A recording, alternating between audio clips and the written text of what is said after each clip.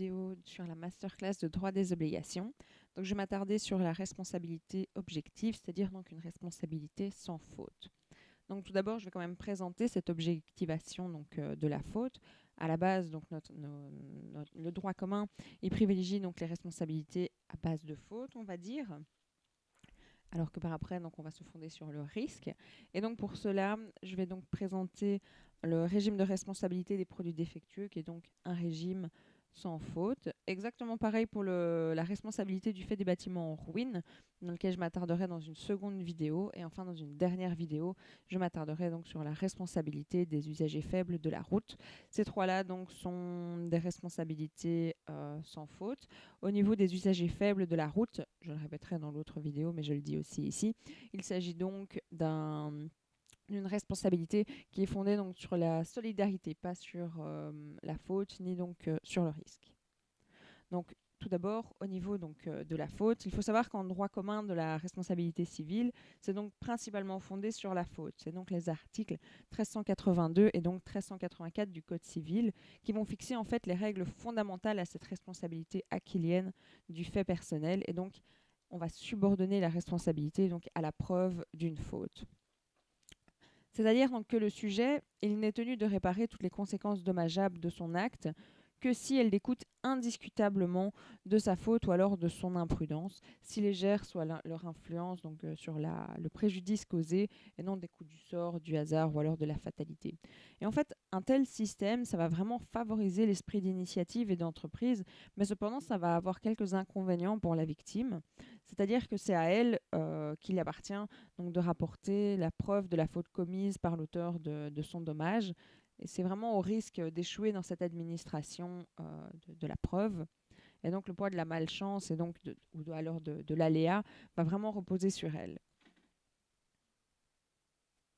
Et donc aussi la responsabilité donc fondée sur une faute prouvée, donc c'est au niveau de 1382-1383, la faute elle est prouvée, elle n'est pas présumée, contrairement à la responsabilité des parents et des instituteurs. Elle va remplir une fonction de réparation, mais aussi une fonction préventive et régulatrice, voire même une fonction répressive.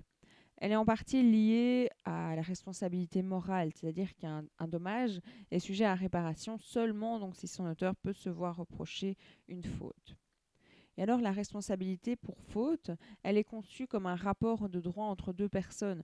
L'une en fait est tenue de réparer le dommage qui a été causé à l'autre. Elle a donc différentes conditions qui sont la faute, le lien causal ainsi que le dommage.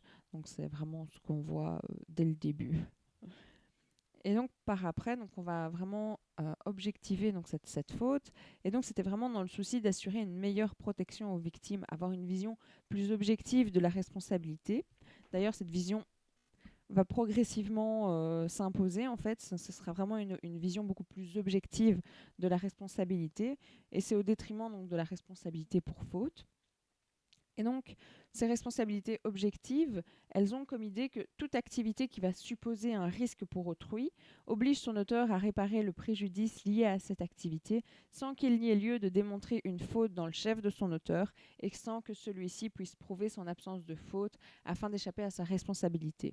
Donc, comme il n'y a pas de faute, on ne peut pas renverser cette présomption de faute. Ça ne sert à rien, en quelque sorte. Donc c'est vraiment ça l'idée principale qui est reprise. Et donc on va plutôt s'inspirer sur la théorie du risque. Et donc au niveau de la preuve d'un fait générateur objectif, lui il va entraîner donc le dommage et il va se substituer donc à l'existence de la preuve d'une faute. Il faut donc prouver ce fait objectif en lien causal avec le dommage. Les responsabilités qui sont fondées sur le risque, elles sont favorables à la victime. Elles vont faciliter l'indemnisation en leur épargnant donc, le devoir de prouver une faute, ce qui sera beaucoup plus facile pour eux, parce que parfois c'est vraiment très compliqué, surtout quand elles sont présumées, de réussir à prouver cela. Mais cependant, ça va vraiment pénaliser l'esprit d'initiative et d'entreprise. Elle va aussi remplir une fonction préventive, mais toute idée de sanction leur est étrangère en fait, puisque la dette de réparation, elle n'est donc plus justifiée par la faute, ce qui fait que la réparation du dommage, elle sera donc vraiment limitée. Au niveau des exemples de responsabilité donc, qui pourraient faire qui sont au niveau de la faute. Donc on avait les principales responsabilités du fait d'autrui, donc 1384 alinéa 2 avec les parents, 1383 alinéa 3, 1384 pardon, alinéa 3 avec les maîtres et commettants qui sont quand même présumés, même si c'est une présomption irréfragable, cela reste cependant une faute présumée du préposé.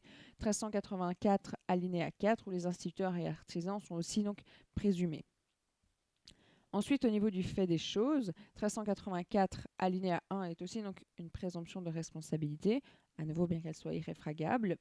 1385, c'est exactement pareil, et c'est toujours pareil pour 1386, où il y a une présomption de responsabilité du propriétaire d'un bâtiment en ruine pour le dommage causé par cette ruine à autrui. Donc je l'ai ajouté au niveau de l'objectivation de la faute, comme j'expliquerai donc dans la vidéo, parce qu'il n'y a pas vraiment de faute à prouver, même si c'est reconnu comme un régime de présomption de responsabilité de faute. Et au niveau du risque, on a donc, par exemple, les produits défectueux, la loi donc, du 25 février 1991, qui est donc un régime de responsabilité sans faute qu'on va voir immédiatement. Donc voilà, nous voilà donc dans la responsabilité donc, des produits défectueux, qui est donc la loi du 25 février 1991. Et donc en fait, c'est vraiment un régime particulier de responsabilité qui a été institué dans cette donc, loi. Elle va transposer en fait en droit interne, donc chez nous, une directive européenne du 25 juillet 1985 qui concernait donc la responsabilité du fait des produits défectueux.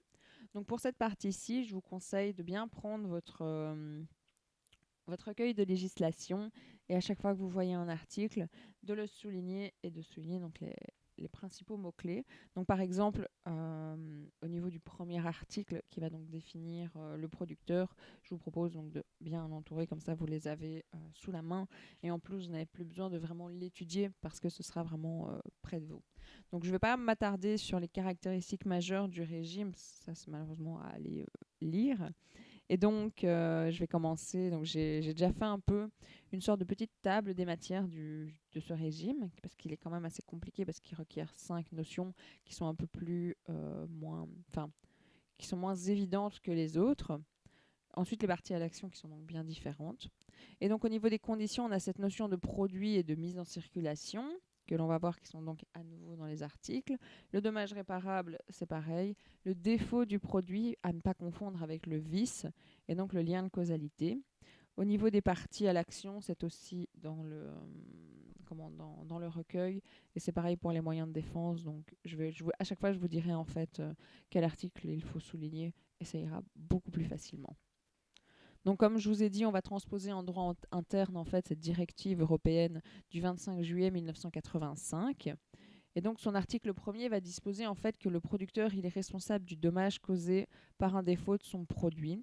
Ce sera donc la première instauration en fait d'un régime de responsabilité objective, c'est-à-dire donc sans faute, visant donc à décharger la victime en fait d'un fardeau de la preuve d'une faute dans le chef du producteur. Conformément à l'article 7, attention qu'ici je parle bien de la directive européenne, il suffit entre guillemets, de démontrer l'existence du dommage subi d'un défaut du produit et du lien de causalité entre le défaut et donc le dommage. Au niveau des caractéristiques majeures, j'ai noté en très gros donc, les 3 parties. Si vous le désirez, dans ma synthèse, je les ai repris en tableau, ce qui sera beaucoup plus facile. Et donc, il y a en tout premier, pour bien expliquer, la distinction entre la responsabilité contractuelle et la responsabilité délictuelle, la canalisation de la responsabilité donc, vers le producteur dans l'article 1, et enfin l'interdiction des clauses limitatives ou exonératoire de responsabilité dans l'article 10, alinéa 1er. Donc, voilà. Ensuite, et donc la première condition, c'est donc cette notion de produit. Donc c'est l'article 2, alinéa 1er, qui va nous dire au sens de la loi qu'il faut entendre tout bien meuble corporel, même incorporé à un autre bien, meuble ou alors immeuble, ou devenu meuble par destination. Et donc il faut bien ne pas oublier que l'électricité est donc un bien meuble dans ce cas-ci, ce qui n'est donc pas considéré comme un produit, Ce sera donc les immeubles au sens de l'article 517 à 526 du Code civil, les biens corporels, les produits d'agriculture, l'élevage, chasse et pêche, et donc les prestations de services qui, elles, ne rentrent pas donc dans cette loi, mais qui sont donc plus dans le droit commun de la responsabilité. Donc voilà, au niveau donc de la notion de produit, à nouveau, il n'y a pas besoin de l'étudier. Article 2, alinéa 1er. Pour ce qui est donc de la notion de mise en circulation, donc il faut que le produit ait été mis évidemment en circulation. En l'absence d'une telle circonstance, la responsabilité en fait du producteur, elle ne pourra pas être mise en jeu. Cependant, c'est une condition qui va rester présumée. La victime, elle ne devra pas en apporter la faute, mais le producteur, il va pouvoir échapper à cette responsabilité si la condition donc elle n'est pas remplie. C'est une notion qui est vraiment importante pour plusieurs raisons. Elle doit être prise en compte lors de l'appréciation du défaut du produit ou alors de son caractère moins perfectionné qu'un autre produit mis en circulation postérieurement à lui. Le moment de la mise en circulation aussi va servir à déterminer le point de départ du délai de déchéance qu'on verra un peu plus tard à l'article 12 de la loi. Et il va aussi conditionner l'application de la loi dans le temps. Il sert aussi à apprécier l'état des connaissances scientifiques et techniques.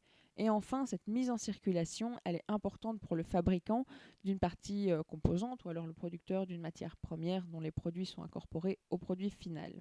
En effet, en fait, dans la mesure où ce dernier, donc le producteur, est mis, ou le produit final, pardon, est mis en circulation ultérieurement, le point de départ de la prescription, il va se trouver vraiment différé à leur égard. Donc c'est principalement pour ça que la notion de mise en circulation est importante. La directive, elle ne va pas définir cette mise en circulation. Par contre, le législateur belge, lui, va prendre position. Et c'est donc dans l'article 6 de cette loi qu'il y a lieu d'entendre en fait par mise en circulation le premier acte matérialisant l'intention du producteur de donner au produit l'affectation à laquelle il le destine par transfert à un tiers ou utilisation au produit de celle-ci. Vous la soulignez et voilà, il n'y a même pas besoin de l'étudier. Et donc, si on suit cette définition, il y a donc un élément intentionnel et un élément matériel. Tout d'abord, donc cet élément intentionnel, c'est en fait il faut que la mise en circulation ait eu lieu en vertu du libre consentement du producteur et non contre sa volonté. Il doit vraiment le vouloir. Un tiers ayant pris l'initiative de faire sortir le produit du processus de production, en cas d'utilisation, imaginons à des fins privées, ou alors encore en cas de vol ou contrefaçon, ça ne comptera pas. Ensuite, il importe en fait que, comme il est devenu apte à l'usage auquel il est destiné, le produit ait donc quitté la sphère d'activité du producteur. Ainsi, la remise d'un produit en vue de réaliser donc des tests, ce n'est pas une mise en circulation, puisqu'en fait, le producteur il n'a pas l'intention d'affecter le bien à son usage prévu. En ce qui va donc concerner l'utilisation au profit d'un tiers, l'exposé donc des motifs de la loi mentionne la démonstration, alors l'essai effectué par le producteur ou alors son préposé à la demande d'un client potentiel ou alors même l'exposition dans une foire. Et donc cet élément intentionnel, il faut principalement qu'on retienne donc il doit avoir lieu selon le libre consentement du producteur, non pas contre sa volonté, que le tiers qui aura pris l'initiative de sortir le produit du processus de production peut potentiellement être considéré comme une mise en circulation. Par contre, si jamais c'est à des fins privées ou alors pour un vol ou une contrefaçon, dans ce cas-ci, ce n'est donc pas une mise en circulation. Au niveau donc de l'élément qui est matériel, dans ce cas-ci, il faut que le produit soit apte pour l'usage auquel il est destiné. Il doit donc avoir quitté cette sphère d'activité du producteur. La réalisation de tests n'est donc pas une mise en circulation puisque le producteur n'a donc pas l'intention d'affecter le bien à l'usage prévu. Et l'utilisation au profit des tiers, c'est bien considéré donc comme un élément matériel de la mise en circulation. Il faut noter qu'un même produit peut être mis plusieurs fois en circulation, donc étant donné le grand nombre de personnes assimilées au producteur. Mais par contre, quand il s'agit de mise sur le marché, ça n'arrive qu'une seule fois. C'est vraiment ce qu'il faut différencier, c'est cette mise en circulation et cette mise sur le marché. C'est vraiment deux termes bien différents et bien distincts. Au niveau de la condition donc, de dommages réparables, tous les types de dommages ne sont donc pas visés par la loi. Dans l'article 11, vous verrez donc qu'il y a deux catégories de dommages réparables. Ceux qui sont donc causés aux personnes, y compris donc les dommages moraux, et ceux qui sont causés aux biens, à l'exclusion bien entendu des dommages causés au produit défectueux lui-même. Donc tous les dommages causés aux personnes sont donc couverts, non seulement les dommages financiers découlant donc d'un décès, mais aussi les dommages moraux au niveau d'un préjudice esthétique ou alors d'agrément. En ce qui concerne la réparation des dommages donc causés aux biens, qu'ils soient meubles, corporels ou alors immeubles, cette réparation en fait elle va être soumise à une double condition.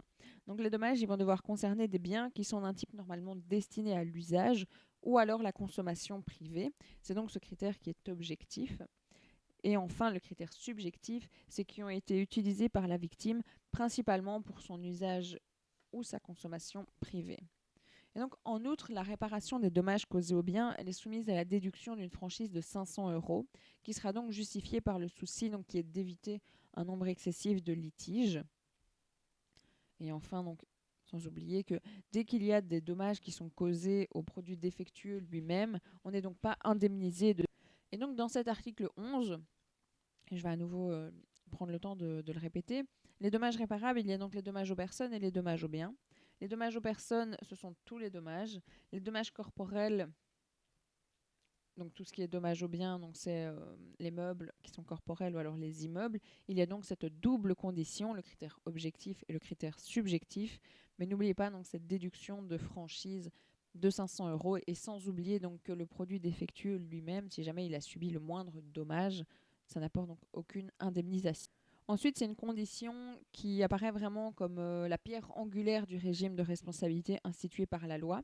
Il constitue en fait le fait générateur de la responsabilité du producteur. Sans défaut du produit, ça n'a pas lieu d'être. Donc cette définition est donc essentielle. Et donc elle se trouve à l'article 5, qui définit donc le défaut comme un produit qui est défectueux lorsqu'il n'offre pas la sécurité à laquelle on peut légitimement s'attendre compte tenu de toutes les circonstances. Donc le défaut du produit va être divisé en deux parties. Tout d'abord, il y a donc ce manque de sécurité. Et donc on va l'analyser donc comme un manque de sécurité du produit. Et donc c'est le critère qui va résider dans le caractère potentiellement dommageable du produit pour l'intégrité physique des individus ou alors pour leurs biens. Le régime de la loi, il conduit en fait à centrer le débat judiciaire sur le produit et non donc tout ce qui est processus de production ou alors le comportement du fabricant. La notion de défaut, elle va donc exclure tout comportement du producteur. En réalité, l'origine du défaut, elle va vraiment très peu importer. Cela signifie en fait que la victime, elle est dispensée d'apporter la preuve d'un vice affectant donc intrinsèquement le produit, et elle n'a pas non plus à administrer la preuve de la naissance du défaut à un stage particulier de la vie du produit. Et cette détermination du caractère défectueux d'un produit, elle ne doit pas se faire en fonction de l'inaptitude du produit à l'usage. La notion de défaut, elle se distingue du concept donc, de vice caché de l'article 1641 du Code civil. Le vice, au sens de cet article, il s'appréhende essentiellement dans une perspective contractuelle et fonctionnelle au regard des qualités convenues de la chose vendue. Et donc on en parle dans le régime de responsabilité du fait des choses. Ne confondez donc pas ces deux-là, même s'il y a un certain critère de sécurité pour les deux. La notion de défaut, elle va donc se distinguer en théorie du vice de la chose, au sens donc, de 1384 alinéa 1er infini du Code civil. Dans le système de la loi donc, du 25 février 1991, il s'agit donc non pas de comparer le produit à son modèle pour y déceler donc une éventuelle caractéristique anormale susceptible d'occasionner un dommage, mais donc de le confronter à cette norme de sécurité. La survenance du dommage, elle ne va pas suffire à établir la défectuosité du produit. Dans l'article 7, la victime est tenue d'apporter donc la triple preuve du dommage, du défaut et du lien de causalité donc, entre le défaut et le dommage.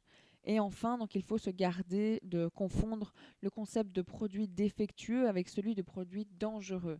En effet, certains produits tels que le tabac, l'alcool ou alors un flacon de nitroglycérine sont dangereux par nature sans être nécessairement défectueux. Ce qui fait donc que cette notion de défaut, elle est plus précise que celle de danger du produit dans la mesure où elle va s'apprécier en fonction de la sécurité à laquelle on peut donc légitimement s'attendre compte tenu de toutes les circonstances. Et donc ensuite, on a cette appréciation du défaut qui est donc la deuxième partie. Cette appréciation du défaut, elle va donc dépendre de l'article 5 de la loi. C'est donc une appréciation qui doit être à la fois objective et circonstanciée pour pouvoir juger de l'état défectueux d'un produit.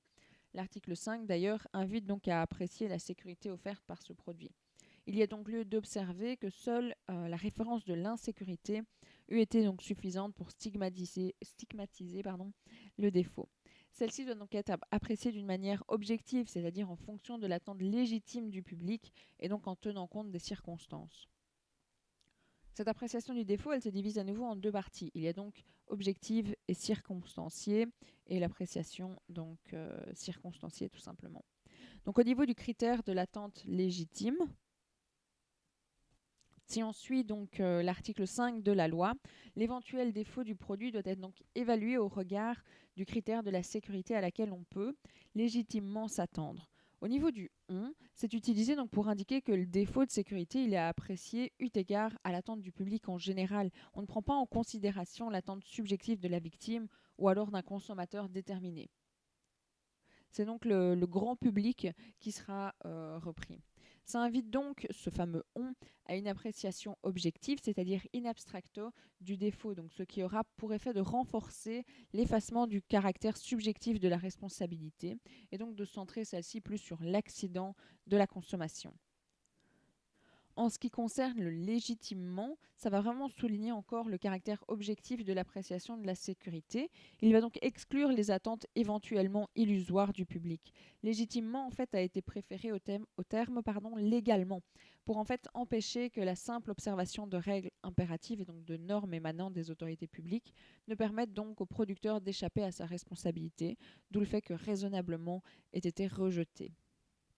Et donc enfin, il revient donc aux tribunaux de déterminer le degré de sécurité que la collectivité est en droit d'attendre.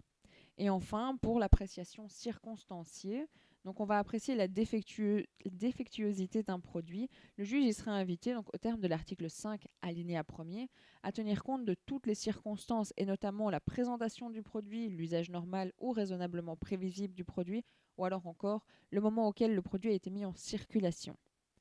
Il y a aussi l'adverbe notamment, et donc cela signifie en fait que cette liste de circonstances, elle n'est pas exhaustive. C'est donc en fonction de toutes les circonstances que va être appréciée cette sécurité. Si toutes les circonstances doivent être prises en compte, à l'article 5, il y en a donc des importantes. Et donc la présentation du produit, principalement, elle va donc jouer un rôle déterminant dans l'appréciation de la sécurité à laquelle on peut donc légitimement s'attendre. La doctrine, par exemple, elle va considérer généralement que la notion de présentation du produit, elle va viser la manière dont le produit est mis en circulation et offert au public. Donc cette présentation, elle va vraiment couvrir l'information du produit, les instructions qu'elle va donner, son mode d'emploi, la notice explicative ou alors sa commercialisation en tant que produit, c'est-à-dire donc la publicité ou son conditionnement. Et donc, l'insuffisance d'informations qui sera donnée sur le produit peut donc être prise en compte pour conclure un défaut de ce dernier. L'information, elle doit présenter différentes qualités. Tout d'abord, elle doit être complète, elle doit être claire, explicite et non ambiguë. Et enfin, il faut absolument qu'elle soit incorporée au produit. C'est-à-dire qu'elle doit figurer, sinon sur le produit lui-même, du moins sur son emballage ou ses emballages successifs. C'est super important donc, que cette information soit complète, claire, explicite et non ambiguë, ainsi donc incorporée au produit pour ne pas qu'il soit considéré comme défectueux. Il convient aussi d'apprécier le défaut en fonction de sa publicité, c'est-à-dire donc des techniques de promotion et des procédés de marketing qui sont destinés à encourager l'utilisation du produit.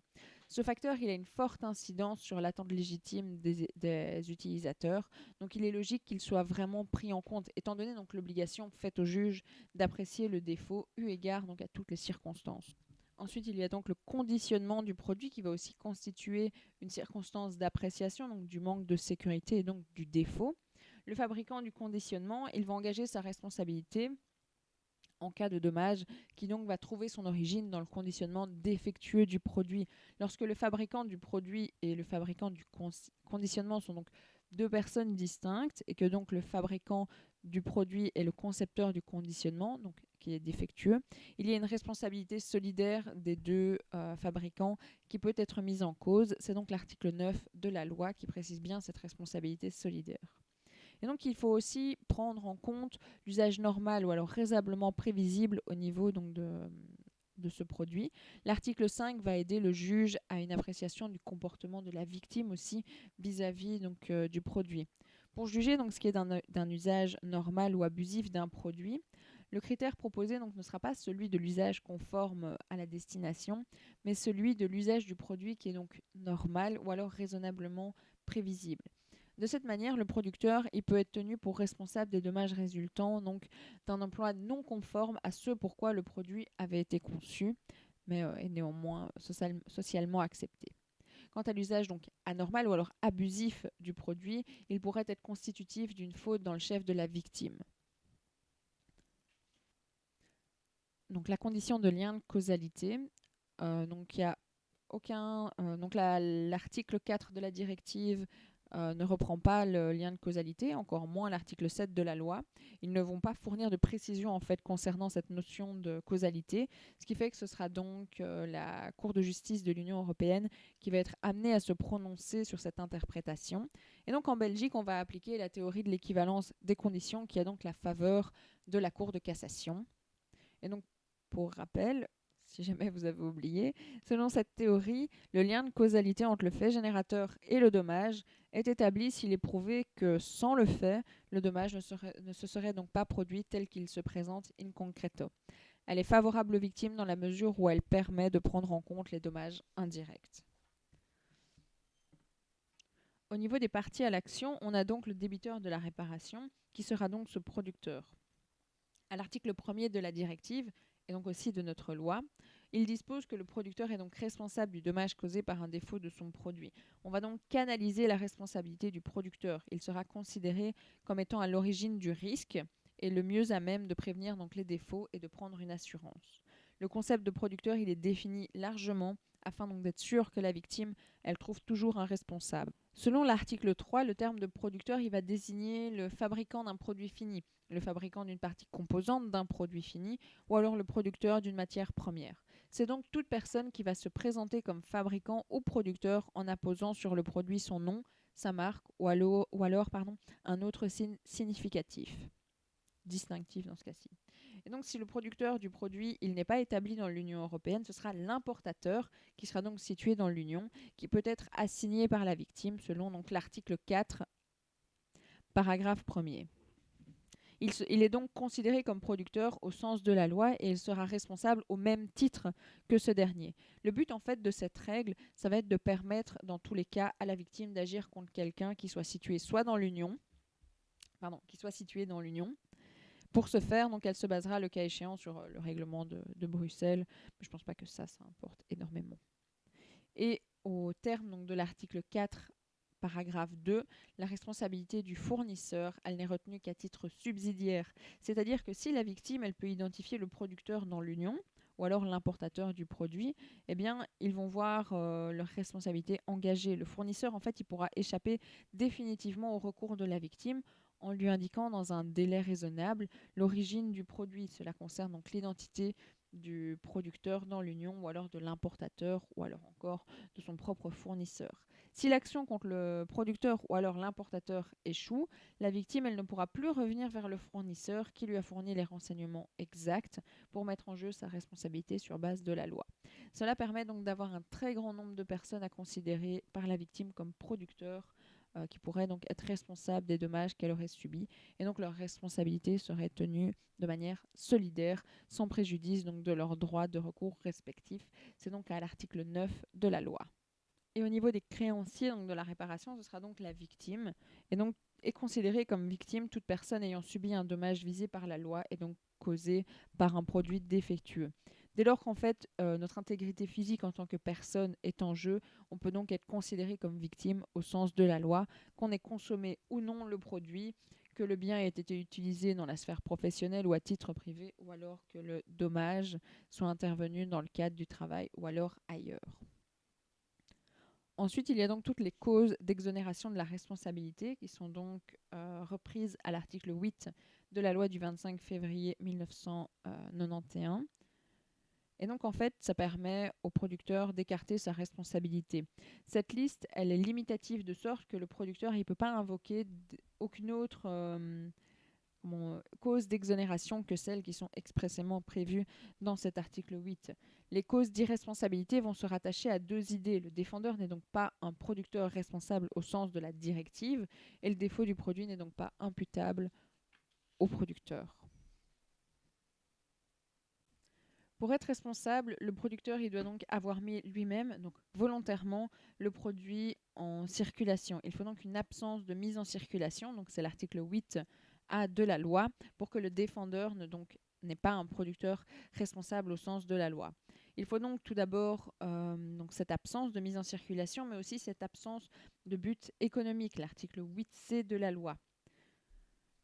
Et donc, une réunion cumulative va permettre au défendeur d'échapper donc à sa responsabilité. L'absence de mise en circulation, il n'est pas responsable dans le cas où il va prouver qu'il n'a pas mis lui-même le produit en circulation. Et l'absence de but donc économique, s'il arrive à prouver que le produit n'a été ni fabriqué pour la vente ou pour toute autre de forme de distribution dans un but économique du producteur, donc fabriqué ou distribué dans le cadre de son activité professionnelle. Ce sont donc des biens qui ne sont pas fabriqués à des fins privées. Ensuite, donc, le défaut, il ne doit donc pas être imputable au producteur. Je vous propose d'aller voir donc les différents articles. Donc là, il y a l'antériorité du défaut qui sera à l'article 8B de la loi, la conformité du produit à des normes établies par les pouvoirs publics, la partie D, le risque de développement OE et l'absence de défaut d'une partie composante ou alors d'une matière première OF. Donc l'article 8, il est vraiment hyper important à garder au niveau donc des causes d'exonération parce que tout est repris dedans et c'est vraiment que ces causes qui vont lui permettre de s'exonérer. N'allez pas en chercher d'autres donc que l'on aurait vu pour les autres régimes avec le fait d'une victime ou quoi. C'est vraiment ceux-là.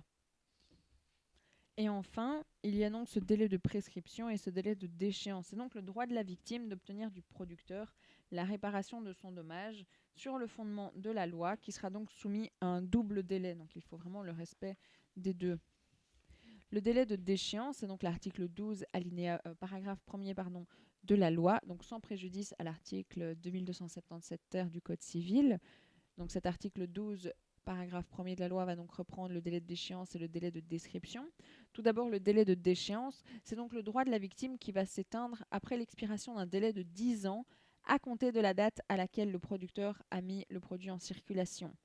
C'est à moins que durant cette période, la victime n'ait engagé une procédure judiciaire sur la même loi.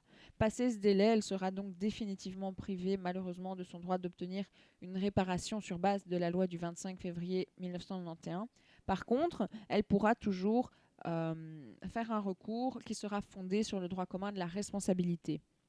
Et donc sur le schéma, on peut voir qu'il y a donc MEX, c'est la mise en circulation du produit. À partir de cette mise en circulation, on a donc 10 ans. Comme petit truc que j'utilise, c'est donc d'échéance 10 ans, vu qu'il y a des D. Et donc l'expiration du délai, elle passe après donc ces fameux 10 ans. Donc on ne peut plus obtenir de réparation sur base du 25 février 1991. Mais par contre, ça continue parce que je peux donc faire un recours sur base donc, du droit commun de la responsabilité. Par contre, il y a donc cette fameuse croix, c'est donc sauf si il y a une procédure judiciaire sur base de la même loi, l'expiration du délai ne se fera donc pas.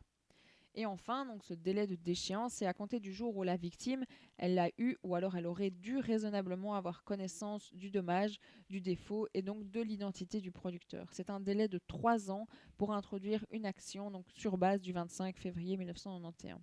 Il peut être donc interrompu ou alors suspendu conformément à des dispositions du Code civil. C'est donc l'article 12, paragraphe 2, alinéa 2. Donc prescription, j'ai retenu qu'il y a presse, c'est très proche de tresse. Et donc 3 ans, c'est des petites techniques débiles, mais voilà, j'ai cherché à les retenir de tête, même s'ils sont donc dans le recueil. Et donc vous voyez, donc la victime, elle a connaissance du dommage, du défaut et de l'identité du producteur. Elle a 3 ans pour pouvoir faire ce recours.